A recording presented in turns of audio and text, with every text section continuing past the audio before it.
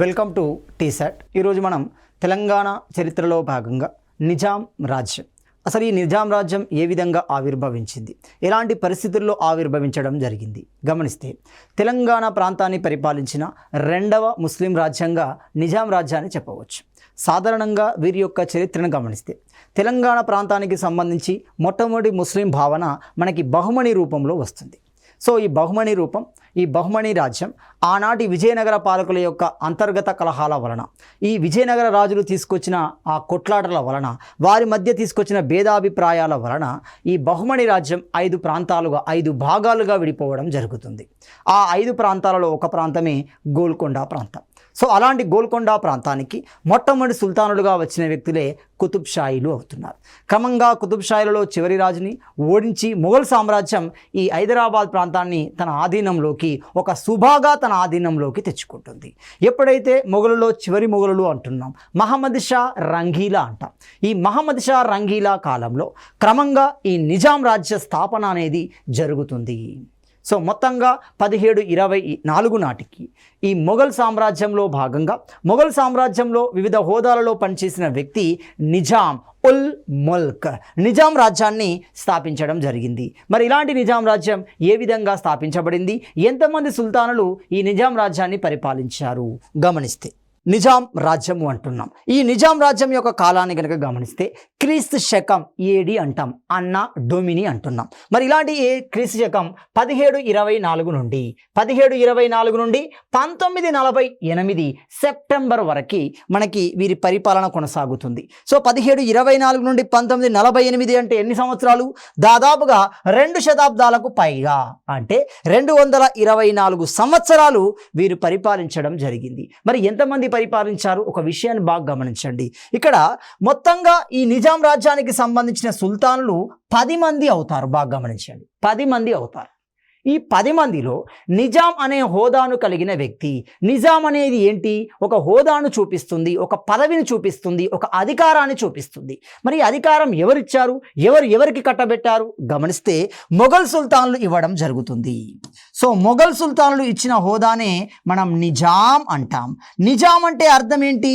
Deputy అని అర్థం. చూడండి, డిప్యూటీ అంటాం. అంటే డిప్యూటీ అంటే ఇతని పైన ఒకరు ఉన్నట్టే. ఇప్పుడు ప్రధానమంత్రిలో చూడండి, ప్రధానమంత్రి ఉంటాడు, డిప్యూటీ పిఎం ఉంటాడు.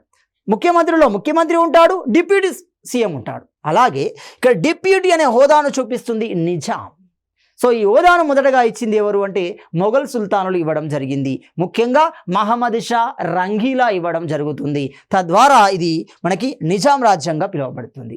సో ఇలాంటి హోదాను కలిగిన ఈ 10 మంది సుల్తానులో ఎంతమంది నిజాం హోదాను కలిగి ఉన్నారు గమనిస్తే 7 మాత్రమే నిజాం హోదాను కలిగి ఉన్నారు, 3 లేదు. ఎప్పుడైతే నిజాముల్ ముల్క్ మరణిస్తాడో వారసత్వ యుద్ధాలు అనేవి ప్రారంభించబడతాయి. తద్వారా ఆ 3 వదిలిస్తే మొత్తంగా 7 మాత్రమే నిజాం హోదా అనేది ఉండడం జరుగుతుంది. మొత్తంగా ఈ 10 మంది సుల్తానులు పరిపాలించిన కాలం 1724 నుండి 1948, అంటే 2 శతాబ్దాలకు పైగా 224 సంవత్సరాలు పరిపాలించారు. మొట్టమొదటిగా వీరి రాజధాని ఔరంగాబాద్, కాలక్రమంలో అది హైదరాబాదుకు మార్చబడడం జరుగుతుంది. హైదరాబాద్ కేంద్రంగా ఒక విశ్వనగరంగా మార్చారు ఈ నిజాములు. నిజాం పరిపాలనా కాలంలో దివాన్ లేదా ప్రధానిగా నియమించబడిన సాలార్జంగ్ 3 సాలార్జంగ్లు ఉంటారు. మొదటి సాలార్జంగ్, రెండవ సాలార్జంగ్, మూడవ సాలార్జంగ్ అంటున్నాం. ఈ సాలార్జంగ్ల యొక్క అత్యున్నత ప్రతిభ వలన హైదరాబాద్ రాజ్యం ఒక విశ్వనగరంగా ఖ్యాతి పొందడం జరుగుతుంది. సో అలా మొదటగా ఔరంగాబాద్, ఆ తర్వాత హైదరాబాద్ కేంద్రంగా నిజాం రాజ్యం అనేది చరిత్రలోకి వస్తుంది. మరి ఈ హైదరాబాద్ రాజ్యము అంటే ఏంటి? ఈ హైదరాబాద్ రాజ్యం యొక్క సరౌండింగ్ బార్డర్స్ ఎక్కడున్నాయి, బౌండరీస్ ఎక్కడున్నాయి గమనిస్తే, ఈ హైదరాబాద్ అనే రాజ్యంలో ఏ బౌండరీస్ కనబడుతున్నాయి గమనించాలి. ఒకటి గమనించండి, దక్కన్ ప్రాంతంలో హైదరాబాద్ ఉంది, క్లియర్. మరి ఇందులో ఉన్న భాగాలు ఏంటి? ఒకటి మహారాష్ట్ర దక్షిణ ప్రాంతం అవుతుంది, దాన్ని మరట్వాడా అంటున్నాం. చూడండి, హైదరాబాద్ అంటే 3 ప్రాంతాల కలయిక అంటున్నాం, అందులో మరట్వాడా అనేది కనబడుతుంది. చూడండి, అంటే హైదరాబాద్లో మొదటి భాగం మహారాష్ట్ర దక్షిణ ప్రాంతం అవుతుంది. రెండోది తమిళనాడులోని దక్షిణాగ్రము అవుతుంది. తమిళనాడులోని దక్షిణాగ్రం కూడా హైదరాబాద్ రాజ్యంలో భాగంగానే కనబడుతుంది. 2. మూడోది కర్ణాటక, కన్నడ ప్రాంతము అంటాం. చూడండి, సో ఈ కర్ణాటక కూడా ఇందులో భాగంగానే ఉంటుంది. అదేవిధంగా ఆంధ్రప్రదేశ్, తెలంగాణలోని ప్రాంతాలు హైదరాబాద్ భాగంలో ఉన్నాయి. అంటే ఇప్పుడు హైదరాబాద్ రాజ్యము అంటే అర్థం ఏంటి? రైట్, అక్కడ మరాఠవాడ, కన్నడ ఏమవుతుంది, తెలుగు ప్రాంతాల యొక్క కలయికగా మనం భావించవచ్చు. తమిళనాడు దక్షిణాగ్ని చాలా చిన్న ప్రాంతం, కానీ మనం ఓవరాల్గా గమనిస్తే హైదరాబాదు అంటే 3 ప్రాంతాల కలయిక అవుతుంది. ఒకటి మరాఠవాడ ప్రాంతం, దట్ ఈస్ మహారాష్ట్ర, కన్నడ ప్రాంతం, దట్ ఈస్ కర్ణాటక, మూడోది హైదరాబాద్ అంటే తెలుగు ప్రాంతాలు, ఆంధ్ర తెలంగాణ ప్రాంతాలు ఇందులో భాగంగా ఉండడం జరుగుతుంది. ఇలాంటి ప్రాంతాలను హైదరాబాద్ రాజధానిగా దాదాపుగా 224 సంవత్సరాలు పరిపాలించారు నిజాం సుల్తాన్లు. మరి ఎవరి ఈ నిజాములు, ఎక్కడి నుండి వచ్చారు? వీరు భారతదేశంలో జన్మించిన వారా? కాదు. కాబట్టి క్లియర్గా గమనిస్తే వీరి యొక్క పూర్వ చరిత్ర ఏంటి, నేపథ్యం ఏంటి? సమర్కండ్ ప్రాంతం బుఖారా రాజ్యం అనేది కనబడుతుంది చూడండి. ఉజ్బెకిస్తాన్ బుఖారా రాజ్యం సమర్కండ్ సమీపంలో ఉన్న ప్రాంతం నుండి కాలక్రమంలో మొఘల్ సుల్తానుల దగ్గరికి వచ్చారు. కాలక్రమంలో ఒక రాజ్యాన్ని స్థాపించడం జరిగింది. సో వీరి యొక్క నేపథ్యాన్ని గమనిస్తే, వీరి యొక్క వారసులని, వీరి కుటుంబాలకు సంబంధించిన వ్యక్తులను కనుక గమనిస్తే, ఒకటి అసబ్జాయి వంశం మొదటి పూర్వీకుడు ఆలాం షేక్ అవుతున్నాడు.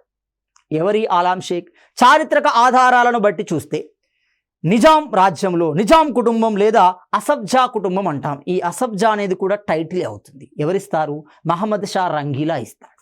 నిజాం ఉల్ ముల్క్ తన స్వతంత్రతను గుర్తిస్తూ అసబ్ అనే బిరుదుని ఇచ్చి పరిపాలన చేసుకోమని చెప్తాడు. సో కాబట్టి వీరనే అసబ్జాయిలు అంటాం, వీరనే నిజాం సుల్తానులు అంటున్నాం.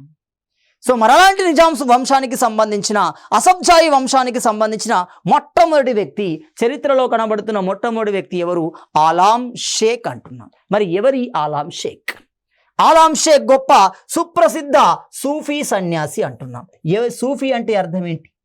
సూఫీ అంటే సఫా, శుభ్రమైన ఉన్నిని ధరించిన వాడా, శుభ్రమైన ఉన్నితో వస్త్రాన్ని ధరించిన వాడా, సఫా అనే పదం నుండి వస్తుంది. మనకు మధ్యయుగ కాలంలో వచ్చిన భక్తి ఉద్యమాలు, అదేవిధంగా సూఫీ ఉద్యమాలు అంటే హిందూ సంస్కరణ కోసం వచ్చింది భక్తి, ఇస్లాం సంస్కరణ కోసం వచ్చింది సూఫీ అవుతున్నారు. అలాంటి గొప్ప సూఫీ సన్యాసి ఎవరు అంటే ఆలాం షేక్. ఒక హుస్సేన్ సాగర్ చూడండి, అలాంటి సన్యాసి జ్ఞాపకార్థమే కట్టబడుతుంది. హుస్సేన్ సాగర్ అదే హుస్సేన్ షా వలి అవుతున్నాడు. అలాగే ఇక్కడ ఆలాం షేక్ అనేవాడు ఒక సుప్రసిద్ధ సూఫీ సన్యాసి, అదేవిధంగా అక్షరాస్యత కలిగిన వ్యక్తి. సో రెండోది గమనిస్తే, ఇతడు మొదటి ఖలీఫా అబూబకర్ వంశస్థుడు అంటున్నాం. ఇక్కడ ఖలీఫా అనే పదం ఏంటి? ఖలీఫా అనేది ఇస్లాం సమాజంలో, ఇస్లాం సామాజిక వ్యవస్థలో అత్యున్నత స్థాయి హోదా అవుతుంది. ఏంటి? అరేబియా కేంద్రంగా మక్కా నగరంలో మనకి ఇస్లాం సామ్రాజ్య స్థాపన అనేది ప్రారంభమవుతుంది. ఈ మహమ్మద్ ప్రవక్త చేత ఇస్లాం సామ్రాజ్య స్థాపన జరుగుతుంది. మహమ్మద్ ప్రవక్త మరణించిన తర్వాత ఇస్లాం నియమాలని సంరక్షించడం కోసం సృష్టించబడిన పదవియే ఖలీఫా అంటాం.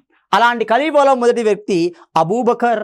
ఈ అబూబకర్ వంశానికి సంబంధించిన వ్యక్తి ఈ ఆలాం షేక్. అంటే మొత్తంగా అసబ్జాయి వంశంలో మొదటి పూర్వీకుడుగా ఇతన్ని భావిస్తున్నాం. అతని యొక్క సంతతి కాలక్రమంలో మొఘల్ సుల్తానుల దగ్గరికి వచ్చి వివిధ హోదాలలో పనిచేస్తున్నారు. క్లియర్. రెండు, మొదటి నిజాం తాత నవాబ్ ఖ్వాజా అబిద్ సిద్దికి అంటున్నాం. ఇప్పుడు మనం చరిత్రలోకి వెళ్తున్నాం. ఒక రాజ్య స్థాపన ఏ విధంగా జరిగింది, మొఘలుల నుండి వీరు ఆ అవకాశాన్ని ఏ విధంగా పొందారో ఇక్కడ అర్థమవుతుంది. నిజాం ఉల్ ముల్క్ యొక్క తాత నవాబ్ ఖ్వాజా అబిద్ సిద్దికి అంటున్నాం. ఈ ఖ్వాజా అబిద్ సిద్దికి అనేవాడు నిజాం యొక్క తాతగా ఉంటున్నాడు. ఆ తాత, ఆ తర్వాత తండ్రి, ఆ తర్వాత వ్యక్తుల కాలక్రమంలో ఔరంగజేబ్ వద్ద వివిధ రకాల హోదాలలో పనిచేస్తున్నారు, వివిధ రకాల అధికారులుగా పనిచేయడం జరుగుతుంది. మరి ఈ తాత అబిద్ సిద్దికి యొక్క ప్రాంతం ఏంటి, ఏ ప్రాంతం నుండి వచ్చారు గమనిస్తే, ఉజ్బెకిస్తాన్లోని బుఖారా రాజ్యంలో ఉన్న సమర్కండ్ సమీపంలోని అలియాబాద్, సమర్కండ్, ఆ సమర్కండ్ ప్రాంతానికి సంబంధించిన వ్యక్తే, ఆ బుఖారా రాజ్యానికి సంబంధించిన వ్యక్తే ఈ అబిద్ సిద్దికి. కాలక్రమంలో వీరు మొఘల్ సుల్తానుల దగ్గరికి వచ్చి వివిధ రకాల హోదాలలో పనిచేశారు. చరిత్రకారుల ప్రకారం ఈ అబిద్ సిద్దికీని అసబ్జాయి వంశానికి మూల పురుషుడిగా పరిగణించడం జరుగుతుంది. ఇతని ద్వారానే, ఇతని తర్వాతనే కాలక్రమంలో ఒక రాజ్య స్థాపన అనేది జరిగింది. ఔరంగజేబ్ అతన్ని అజ్మీర్ గవర్నర్గా నియమించాడు. అబిద్ సిద్దికీని అజ్మీర్ గవర్నర్గా నియమించడమే కాకుండా ఇతనికి ఖలిజ్ ఖాన్ లేదా కిలిచ్ ఖాన్ అంటాం చూడండి. ఖలిజ్ ఖాన్ లేదా కిలిచ్ ఖాన్ అనే బిరుదు ఇచ్చాడు. ఏంటి కిలిచ్ ఖాన్ అంటే? రైట్, కిలిచ్ ఖాన్ అంటే కుర్ర కత్తి వీరుడు అని అర్థం. అంటే ఈ మాస్టర్ ఇన్ నైఫ్ అంటాం చూడండి. కత్తిని బహువిధాలుగా ఉపయోగించే సామర్థ్యం కలిగిన వ్యక్తి అని అర్థం. కుర్ర కత్తి వీరుడు, ఖిలిజ్ ఖాన్ లేదా ఖలిజ్ ఖాన్ అంటున్నాం. ఈ బిరుదు ఎవరికి ఇచ్చాడు అంటే సిద్దికి కూడా ఇచ్చాడు. చూడండి, నిజాముల్ ముల్క్ కూడా ఈ బిరుదు ఉంటుంది. సో ఈ ఖిలిజ్ ఖాన్ అనే బిరుదుతో ముల్తాన్కి అధికారిగా కూడా నియమించబడ్డాడు. అటు అజ్మీర్ ఇటు ముల్తాన్ ప్రాంతాలకు అధికారిగా నియమించబడ్డాడు. అంటే క్రమంగా చూడండి, మొఘల్ సుల్తానులలో వివిధ హోదాలలో ఉన్నారు. బలహీన మొఘల్ సుల్తానుల యొక్క అవకాశాన్ని అందిపుచ్చుకొని ఒక బలమైన రాజ్యాన్ని దక్కన్ కేంద్రంగా నిర్మించాడు. ఎవరు? మనకు నిజాం ఉల్ ముల్క్ అవుతున్నాడు. సో మరి ఇలాంటి ఈ నిజాం రాజ్యానికి సంబంధించి లేదా అసబ్జాయి వంశానికి సంబంధించి ఎంతమంది సుల్తానులు ఉన్నారు? మొత్తంగా 10 మంది సుల్తానులు అన్నాం. ఆ 10 మంది సుల్తానుల్లో 7 మాత్రమే నిజాం అనే హోదాను కలిగి ఉన్నారు. ఆ 7 యొక్క కాలాన్ని గనక గమనిస్తే అందులో మొదటి నిజాం అంటున్నాం. మొదటి నిజాం యొక్క పేరేంటి? నిజాం ఉల్ ముల్క్. నిజాం ఉల్ ముల్క్ యొక్క అసలు పేరే కమరుద్దీన్ అంటున్నాం. మీర్ కమరుద్దీన్ కిన్ లిచ్ ఖాన్ అంటున్నాం. సో క్లియర్గా మనం మొదటి నిజాం యొక్క పేరు ఏమవుతుంది? నిజాం ఉల్ ముల్క్ అవుతుంది. మరి ఈ నిజాం ఉల్ ముల్క్ యొక్క కాలం ఏంటి? ఎంతకాలం? 1724 నుండి 1748 మధ్య, అంటే 24 సంవత్సరాల పరిపాలన చేశాడు. 1724 నుండి 48 అంటే ఎన్ని సంవత్సరాలు అవుతుంది? 24 సంవత్సరాల పరిపాలన అనేది జరిగింది. రెండో వ్యక్తి, రెండవ నిజాం అంటున్నాం. రెండవ నిజాం ఎవరు? నిజాం అలీ ఖాన్ అంటున్నాం. నిజాం అలీ ఖాన్, ఇతని కాలం నుండే బ్రిటిష్ వారి యొక్క ఆధిపత్యం హైదరాబాద్ మీద స్టార్ట్ అవుతుంది. అంటే క్రమంగా నిజాములు బ్రిటిష్ వారి యొక్క ఆధీనంలోకి వెళ్ళిపోయారు, వారి యొక్క చెప్పు చేతల్లోకి వెళ్ళిపోయారు. సో నిజాం అలీ ఖాన్ 1761 నుండి 1803 అంటున్నాం. ఇప్పుడు చూడండి, మొత్తం 10 మంది సుల్తాన్లు అన్నా, ఆ 3 సుల్తాన్లు కనబడతారు. చూడండి, ఎక్కడి నుండి? 1748 నుండి 1761 మధ్య ఆ 3 సుల్తాన్లు కనబడతారు. నాసిర్ జంగ్, ముజఫర్ జంగ్, సలాబత్ జంగ్ అవుతున్నాడు. నాసిర్ జంగ్, ముజఫర్ జంగ్, సలాబత్ జంగ్, ఈ 3 ఈ మధ్య కాలంలో పరిపాలిస్తారు. ఏ కాలం? 1748 నుండి 1761. మరి వాళ్ళంతగా వాళ్ళకు నిజాం హోదా ఉండదు, వారి పరిపాలన కాలాన్ని అంతగా మనం గుర్తుంచుకోవాల్సిన అవసరం లేదు. అంటే సింపుల్గా నిజాముల్ ముల్క్ మరణానంతరం వారసత్వ యుద్ధాలు అనేవి సింహాసనం కోసం జరిగాయి. సో ఇలాంటి క్రమంలో నిజాం అలీ ఖాన్ రెండవ నిజాముగా 1761 నుండి 1803 మధ్య పరిపాలన కొనసాగించాడు. అంతేకాకుండా మూడవ నిజాం సికిందర్ జా, ఈ పేరులో కనబడుతుంది చూడండి, సికిందర్. సికిందర్ జా సికింద్రాబాద్ నగరానికి పునాది వేసింది ఇతడే. ఇతని పేరు మీదనే సికింద్రాబాద్ నగరం అనేది నిర్మించబడుతుంది. సికిందర్ జా. సికిందర్ జా కాలాన్ని గమనిస్తే 1803 నుండి 1829 అంటున్నాం. ఎన్ని సంవత్సరాలు వస్తుంది ఇక్కడ? 26 సంవత్సరాలు అవుతుంది. మరి నిజాం అలీ ఖాన్ యొక్క కాలం ఎంత అవుతుంది ఇక్కడ? 42 సంవత్సరాలు అవుతుంది. చూడండి, కాలం బాగా గమనించాలి, 42 సంవత్సరాలు అవుతుంది. సో మూడో నిజాం సికిందర్ జా 1803 నుండి 1829 మధ్య పరిపాలన చేశాడు. మరి నాలుగో నిజాంను గమనిస్తే నాలుగో నిజాం నాసిర్ ఉద్ దౌలా అంటున్నాం. ఇతన్నే నాసిరుద్దౌలా అంట. నాలుగో నిజాం నాసిరుద్దౌలా. ఈ నాసిరుద్దౌలా యొక్క కాలాన్ని గమనిస్తే 1729 నుండి 57 వరకు. ఈ పాయింట్ ఇంపార్టెంట్ చూడండి. 1857 అనగానే సైనికుల తిరుగుబాటు, పితూరి తిరుగుబాటు, దాన్ని మనం చరిత్రలో వివిధ రకాల పేరుతో పిలుస్తున్నాం. భారత ప్రథమ స్వాతంత్ర సంగ్రామము అంటున్నాము. రెండు, అనాగరికత మధ్య సమాజాల మధ్య జరిగిన ఒక కొట్లాటగా గమనిస్తున్నాము. హిందూ ముస్లింల యొక్క కొట్లాటగా గమనిస్తున్నాం. వివిధ రకాల పేర్లు ఉన్నాయి. అలాంటి 1857 తిరుగుబాటు ప్రారంభం సందర్భం నాసిరుద్దౌలా, జరిగిన సందర్భం అఫ్జలుద్దౌలా. హైదరాబాద్ కేంద్రంగా కూడా 1857 తిరుగుబాటు జరుగుతుంది. బ్రిటిష్ రెసిడెన్సీ భవనం పైన దాడి అనేది కూడా జరుగుతుంది. ఆ దాడికి నాయకత్వం వహించింది ఇద్దరు, మాల్వి అల్లావుద్దీన్, తుర్రే బజ్ ఖాన్ అంటున్నాం. మీరు కోటిలోని సుల్తాన్ బజార్ యొక్క సర్కిల్ని గమనిస్తే తుర్రే బజ్ ఖాన్ చౌరస్తే అంటాం. చూడండి, అక్కడనే అతను అక్కడ అతని శవాన్ని వేలాడదీసిన సందర్భం కనబడుతుంది. సో క్లియర్గా నాలుగో నిజాం నాసిరుద్దౌలా, ఇతని కాలం 1829 నుండి 57 మధ్య. అంటే ఎన్ని అవుతుంది? 28 సంవత్సరాలు అవుతుంది. చూడండి, 28 years. నెక్స్ట్ గమనిస్తే ఐదవ నిజాం అఫ్జల్ ఉద్ దౌలా అంటాం. అఫ్జల్గంజ్ బ్రిడ్జ్ అనేది ఇతని కాలంలోనే వస్తుంది. అఫ్జలుద్దౌలా అంటున్నాం. 1857 నుండి 1869, 12 సంవత్సరాల కాలమే ఉంటున్నాం. చూడండి, 12 సంవత్సరాల కాలమే ఉంటుంది. అఫ్జలుద్దౌలా, ఈ అఫ్జలుద్దౌలా కాలంలోనే మనకు జరిగిన ప్రధాన సంఘటన ఏమవుతుంది? 1857 తిరుగుబాటు అనేది జరుగుతుంది. హైదరాబాద్ కేంద్రంగా కూడా ఆ తిరుగుబాటు జరిగింది. 1857 ఉత్తర భారతంలో జరిగిన తిరుగుబాటు, ఆ తిరుగుబాటులో పాల్గొన్న అనేక మంది నాయకులు వాళ్ళు ఇక్కడికి కూడా రహస్యంగా వస్తున్నారు. ప్రజలలో ఆ భావజాలాన్ని నింపడం జరిగింది. తద్వారా 1857 తిరుగుబాటు కూడా హైదరాబాద్ కేంద్రంగా కూడా వచ్చింది. సో ఆ సందర్భంలో అఫ్జలుద్దౌలా ఉంటున్నాడు. 6వ నిజాంను గమనిస్తే మీర్ మహబూబ్ అలీ ఖాన్ అంటున్నాం. మీర్ మహబూబ్ అలీ ఖాన్ చాలా ఇంపార్టెంట్. ఇతడు 2.5 సంవత్సరాల వయసులోనే సుల్తాన్గా ప్రకటించబడ్డాడు. 2.5 సంవత్సరాలకు అతనికి ఎలాంటి అవేర్నెస్ ఉంటుంది? ఎలాంటి అవేర్నెస్ ఉండదు. కాబట్టి సాలార్జంగ్ 1 ఆధ్వర్యంలో ఒక కమిటీ క్రియేట్ అవుతుంది. ఆ కమిటీ ఆధ్వర్యంలోనే ఇతని పరిపాలన కొనసాగుతుంది. ఇప్పుడు బాగా గమనించండి, సుల్తాన్ చిన్న వయసు వాడు, అంటే పూర్తి అవగాహన లేని వయసు వాడు. కాబట్టి సాలార్జంగ్కి ఫ్రీడమ్ దొరికింది. ఆయన నిర్ణయాన్ని ఎవరు శాసించే స్థితిలో లేరు. కాబట్టి ఆ ఫ్రీడమ్ వలనే హైదరాబాద్ అనేది ఒక మహానగరంగా మార్పు చెందే ప్రక్రియ అనేది అక్కడ స్టార్ట్ అవుతుంది. చూడండి, సో సాలార్జంగ్ యొక్క స్వేచ్ఛ విధానాలు అనేవి, సాలార్జంగ్ యొక్క సొంత నిర్ణయాలు అనేవి ఈ కాలంలో అమలుపరచబడ్డాయి. చిన్నతనం నుండే ఆ పరిపాలన వ్యవహారాలు గమనించిన మహబూబ్ అలీ ఖాన్ అనేక నూతన సంస్కరణలు పరిపాలనలో ప్రవేశపెడతాడు. ఒక లెజిస్లేటివ్ కౌన్సిల్ని ఏర్పాటు చేస్తాడు. ముబారక్ కానూన్ వాచా అంటాం. ఇలాంటి లెజిస్లేటివ్ కౌన్సిల్ని ఇతడే ఏర్పాటు చేస్తాడు. అదేవిధంగా 18 సంవత్సరాల వయసు రాగానే మహబూబ్ అలీ ఖాన్ సుల్తాన్గా పట్టాభిషేకం చేసుకుంటాడు. ఆ సందర్భంలోనే ఒక బ్రిటిష్ గవర్నర్ జనరల్ కూడా హైదరాబాద్ను సందర్శించడం జరుగుతుంది. ఎవరు? లార్డ్ రిప్పన్ అంటున్నాం. సో ఈ లార్డ్ రిప్పన్ మొదటిసారిగా హైదరాబాద్ను సందర్శిస్తాడు. ఎవరి సందర్భంలో? మీర్ మహబూబ్ అలీ ఖాన్ సింహాసనానికి వచ్చిన సందర్భంలో. 18 సంవత్సరాలు నిండడంతో సింహాసనానికి అధిపతిగా నియమించబడుతున్నాడు. హైదరాబాద్ సుల్తాన్గా ప్రకటించబడే ఆ గొప్ప అకేషన్కి లార్డ్ రిప్పన్ కూడా వస్తాడు. సో ఇతని కాలాన్ని 1869 నుండి 1911 కాలంగా గమనించవచ్చు. ఇతని కాలంలోనే మూసీ నదికి వరదలు కూడా రావడం జరిగింది. అనేక మంది నిరాశ్రయులయ్యారు. ఆ విషయాన్ని గమనించిన మీర్ మహబూబ్ అలీ ఖాన్ వంటశాలను కూడా ఏర్పాటు చేశాడు. ఆ వంటశాలను మనం ఏమంటున్నాం?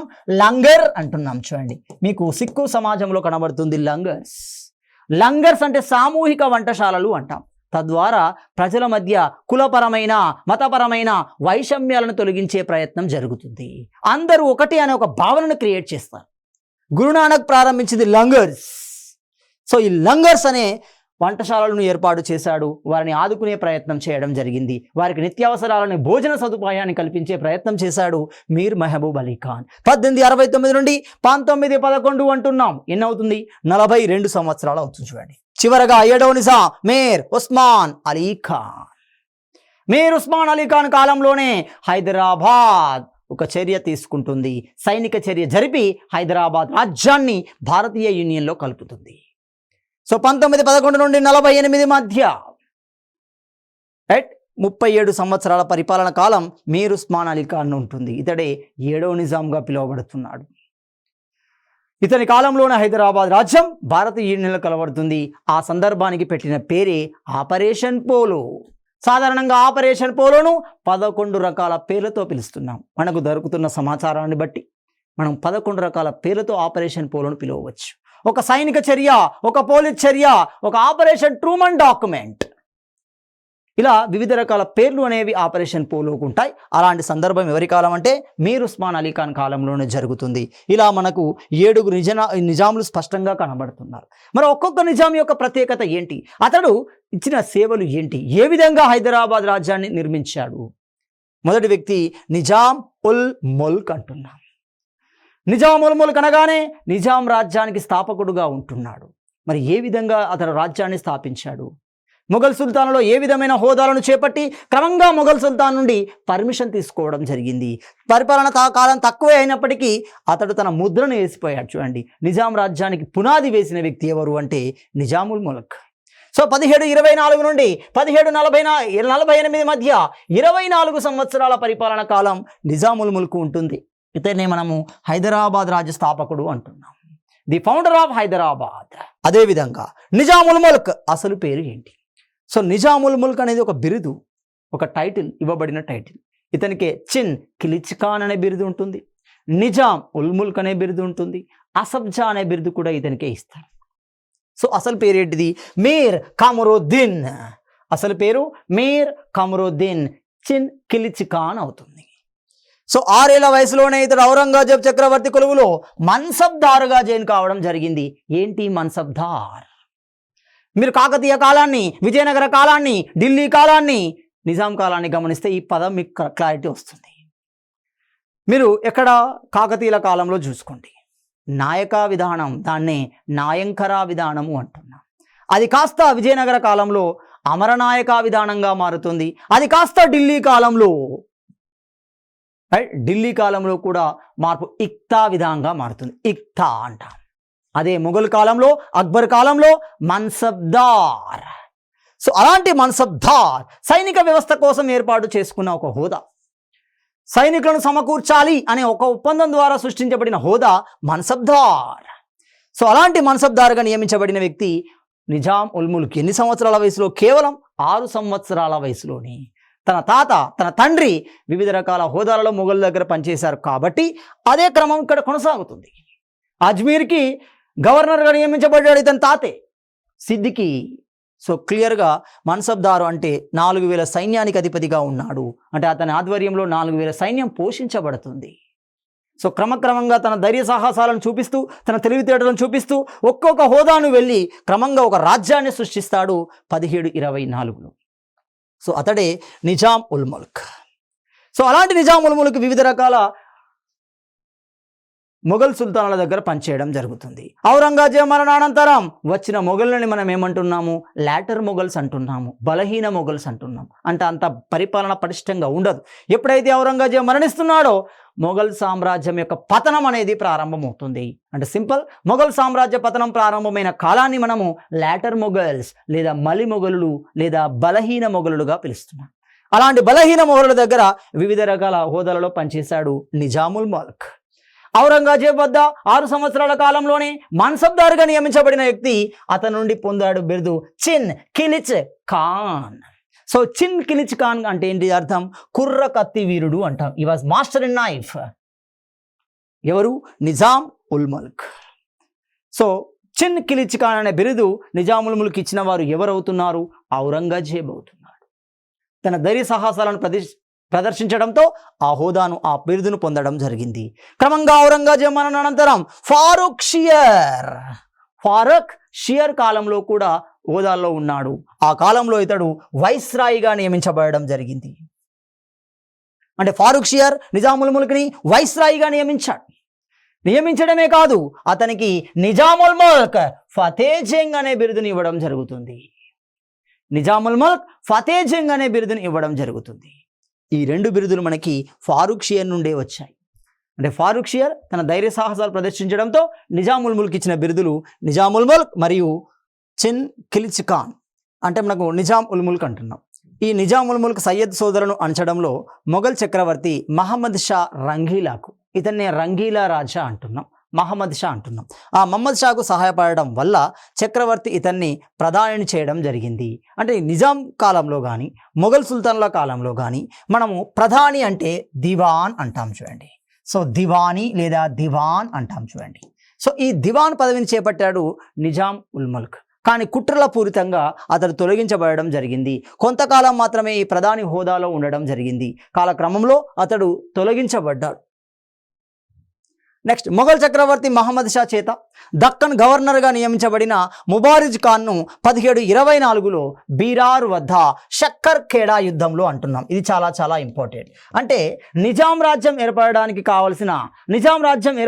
కారణమైన యుద్ధమే షక్కర్ ఖేడా యుద్ధము అవుతుంది. షక్కర్ ఖేడా ఎప్పుడు జరిగింది? 1724లో. ఎక్కడ జరిగింది? బీరార్ సమీపంలోని షక్కర్ ఖేడా జరిగింది. ఎవరెవరికి మధ్య? నిజాం ఉల్ ముల్క్ మరియు ముబారిజ్ ఖాన్కి మధ్య జరుగుతుంది. మరి ఎవరి ముబారిజ్ ఖాన్? సో ముబారిజ్ ఖాన్ గమనిస్తే అతడు దక్కన్ గవర్నర్గా పనిచేస్తున్నాడు. ముబారిజ్ ఖాన్ దక్కన్ గవర్నర్గా పనిచేస్తున్నాడు అంటే దక్కన్లోని కొన్ని ప్రాంతాలకి, కొన్ని సుబాలకి గవర్నర్గా ఉండడం జరుగుతుంది. సో సింపుల్గా ఈ ముబారిజ్ ఖాన్ను ఓడించాడు 1724లో. ఆ యుద్ధమే షక్కర్ ఖేడా. తద్వారా ఇప్పుడు నిజాముల్ ముల్క్కి దక్కన్ ప్రాంతం మీద ఆధిపత్యం అనేది వచ్చింది. సో క్రమంగా ఈ దక్కన్ ప్రాంతం మీద ముబారిద్ ఖాన్ ఓడించడంతో స్వతంత్రతను గుర్తించమని ఆనాటి మొఘల్ సుల్తాన్ను అడిగాడు. ఎవరా మొఘల్ సుల్తాన్? మహమ్మద్ షాను అడిగాడు. నిజాముల్ ముల్క్ మహమ్మద్ షాను అడగడం జరిగింది. దీంతో గత్యంతరం లేక మహమ్మద్ షా లేదా మహమ్మద్ షా రంగీలా రాజా ఏం చేశాడు? నిజాముల్ ముల్క్ స్వతంత్రాన్ని గుర్తించడం జరిగింది. సో గుర్తించడంతో నిజాం రాజ్యం అనేది ఏర్పాటు చేయబడింది. సో ఈ సందర్భంలో అతనికి ఇవ్వబడిన బిరుదు అసఫ్ అనే బిరుదు ఇవ్వడం జరుగుతుంది. అందుకే చరిత్రలో నిజాం రాజ్యాన్ని అసఫ్జాయి రాజ్యంగా మనం పిలవడం జరిగింది. సో క్రమంగా ఆ సందర్భం 1724 శక్కర్ఖేడా యుద్ధంలో దక్కన్ సుబాకి అధిపతిగా వచ్చాడు. మరి ఆ దక్కన్ ప్రాంతంలో ఉన్న భాగాలు ఏంటి? ఆ దక్కన్ గవర్నర్గా ఉన్న ఆ వ్యక్తి హోదాలో ఉండే ప్రాంతాలు ఎన్ని సుబాలు మనకు కనబడుతున్నాయి? 6 సుబాలు కనబడుతున్నాయి. అంటే ఇప్పుడు క్లియర్. నిజాం రాజ్య స్థాపన సందర్భంలో నిజాముల్ ముల్క్ యొక్క ఆధ్వర్యంలో ఉన్న సుబాల సంఖ్య 6 అవుతున్నాయి. ఏంటి ఆ 6 సుబాలు? బీరార్ మొదటి సుబా అవుతుంది, రెండవది బీజాపూర్ అవుతుంది, మూడవది బీదర్ అవుతుంది, నాలుగవది ఔరంగాబాద్ అవుతుంది, ఐదవది ఖాందేశ్ అవుతుంది, ఆరవది హైదరాబాద్ అవుతుంది. సో ఇలాంటి 6 సుబాల మీద ఆధిపత్యాన్ని కొనసాగించడం జరుగుతుంది. ఈ 6 సుబాలకు అధిపతిగా నిజాం రాజ్య స్థాపకుడిగా చరిత్రలో కనబడుతున్నాడు. ఎవరు? మనకు నిజాం ఉల్ ముల్క్.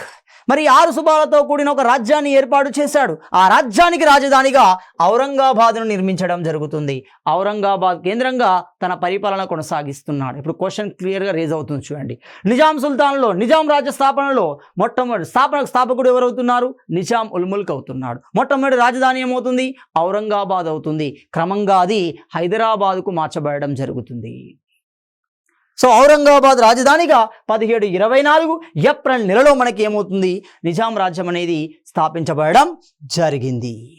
నిజాముల్ ముల్క్ తన పాలనా కాలంలో ఎప్పుడైతే నిజాం రాజ్యాన్ని ఏర్పాటు చేశాడో నిజాముల్ ముల్క్ మరాఠాలతో ఘర్షణని ఏర్పాటు చేసుకున్నాడు. మరాఠా సుల్తాన్ల నుండి ఆ సందర్భంలో ఎవరున్నారు? పీష్వాలు ఉంటున్నాడు, మొదటి బాజీరావు ఉంటున్నాడు. సో ఈ మొదటి బాజీరావుతో ఘర్షణ ఏర్పడడం జరుగుతుంది. ఈ ఘర్షణ మనకు ప్రధానంగా 3 యుద్ధాల్లో కనబడుతుంది. ఈ 3 యుద్ధాలలో మరాఠాల చేత ఓడించబడతాడు నిజాముల్ ముల్క్.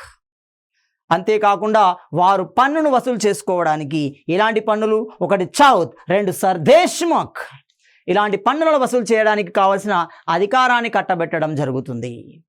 అంటే ఇప్పుడు క్లియర్గా గమనిస్తే నిజాముల్ ముల్క్ మరాఠాలతో 3 యుద్ధాలలో పాలు పంచుకున్నాడు. మరి ఆ సందర్భంలో మరాఠా పేష్వా అంటే ప్రధాని అన్నట్టు గుర్తుపెట్టుకోండి. సో ఈ పేష్వా ఎవరు? మొదటి బాజీరావుతో 3 యుద్ధాలలో పాల్గొంటాడు. మరి ఆ యుద్ధాలు ఏంటి? అందులో మొట్టమొదటి యుద్ధాన్ని గమనిస్తే పాల్ఖేడ్ యుద్ధము అవుతుంది. ఏంటి పాల్ఖేడ్ యుద్ధం? ఎప్పుడు జరిగింది పాల్ఖేడ్ యుద్ధం? గమనిస్తే 1728వ సంవత్సరంలో వచ్చిన 4 సంవత్సరాల కాలంలోనే 1724లో రాజ్యం ఏర్పాటు చేస్తే 1728లోనే మరాఠాలతో గొడవ అనేది జరిగింది. పాల్ఖేడ్ యుద్ధం రూపంలో ఆ గొడవ అనేది బహిర్గతం అవుతుంది. మరి పాల్ఖేడ్ యుద్ధం ఏ సంధితో ముగిసింది? ముంగి శివగాం సంధితో ఉంటుంది. ముంగి శివగాం సంధి అనేది పాల్ఖేడ్ యుద్ధానికి సంబంధించింది. జరిగిన సంవత్సరం 1728. రెండవది గమనిస్తే సూరత్ యుద్ధము అంటున్నాం. ఈ సూరత్ యుద్ధం కూడా మరాఠా పేష్వా బాజీరావు కాలంలోనే జరుగుతుంది. 1731లో దీనికి సంబంధించిన సంధిని గమనిస్తే వార్నా సంధి అంటున్నాం. వార్నా సంధి అవుతుంది. వార్నా సంధి అనేది సూరత్ యుద్ధం సందర్భంలో జరుగుతుంది. మూడవ యుద్ధం భోపాల్ యుద్ధం అంటున్నాం. భోపాల్ యుద్ధం ఎప్పుడు జరిగింది? 1738లో జరుగుతుంది. దురై సరాయ్ సంధి అంటున్నాం. దురై సరాయ్ సంధి, భోపాల్ యుద్ధం, వార్నా సంధి, సూరత్ యుద్ధం, ముంగి శివగాం సంధి, పాల్ఖేడ్ యుద్ధం అంటున్నాం. ఈ 3 యుద్ధాలలో నిజాముల్ ముల్క్ ఓడించబడతాడు. మరాఠాలకి అవకాశాలను ఇస్తాడు. చూడండి ఏ రూపంలో ఇచ్చాడో చూడండి. దురై సరై సంధి అంటున్నాం. భోపాల్ యుద్ధం సందర్భంలో జరిగిన సంధి. మరి ఈ సంధి ఏమని చెప్తుంది? ఈ సంధి యొక్క ఉద్దేశం ఏంటి? ఈ సంధి ప్రకారం ఎవరికి ఏమి ఇచ్చారు గమనిస్తే దురై సరై సంధి ప్రకారం మాల్వా రాష్ట్రము మరియు చంబల్ నర్మదా నదుల మధ్య ఉన్న ప్రదేశాలని మహారాష్ట్రలకి ఇవ్వడం జరిగింది, మరాఠాలకు ఇవ్వడం జరిగింది. అంతేకాకుండా నష్టపరిహారంగా 1,00,000 రూపాయలు చెల్లించడానికి నిజాం అంగీకరించాడు. రెండవది, సో నిజాం యొక్క వ్యక్తిగత జీవితాన్ని గమనిస్తే ఇతడు ఒక గొప్ప కవి. ముఖ్యంగా తన షాకీర్ అనే కలంతో, షాకీర్ అంటే అర్థం సంతృప్తుడు అని అర్థం, ఆ కలంతో అనేక రకాల కవితలు రాయడం జరిగింది. అంతేకాకుండా కత్తిని పట్టడంలో, కలాన్ని ఉపయోగించడంలో ప్రావీణ్యుడు మన నిజాం ఉల్ ముల్క్. సో 1739లో పర్షియా రాజు నాదిర్ షా. సో నాదిర్ షా కర్నాల్ యుద్ధంలో మొఘల్ సైన్యంపై ఓడించి ఢిల్లీపై దండెత్తడం జరిగింది. నాదిర్ షాకు మరి మొఘల్ సుల్తాన్కు మధ్య సంధిని ఏర్పాటు చేసింది కూడా నిజాం ఉల్ ముల్క్. ఆ సంధి ప్రకారమే ఏమవుతుంది, మనకు సంబంధించిన కోహినూర్ వజ్రం, నెమలి సింహాసనం అనేది నాదిర్ షాకు ఇవ్వడం జరుగుతుంది ఆ సంధిలో భాగంగా. అంతేకాకుండా 1748లో ఆఫ్ఘన్కు చెందిన అహ్మద్ షా అబ్దాలి. సో ఆఫ్ఘన్కు చెందిన అహ్మద్ షా అబ్దాలి ఢిల్లీపై దాడి చేయడానికి పథకాన్ని రూపొందించుకోవడం జరిగింది. ఆ విషయం తెలిసిన నిజాముల్ ముల్క్ మొఘల్ చక్రవర్తి రంగీలాకి సహాయం చేయడానికి వస్తున్నాడు. ఆ వచ్చే క్రమంలోనే 1748 మే 21వ తేదీన మరణించడం జరిగింది. ఎక్కడ? మహారాష్ట్రలోని బుర్హాన్పూర్ వద్ద మరణించడం జరుగుతుంది. సో ఇలా నిజాముల్ ముల్క్ 1748 24 సంవత్సరాల పరిపాలన అనంతరం మరణించడం జరిగింది. సో తదుపరి అంశాన్ని మనము తదుపరి వీడియోలో చర్చించుకుందాం.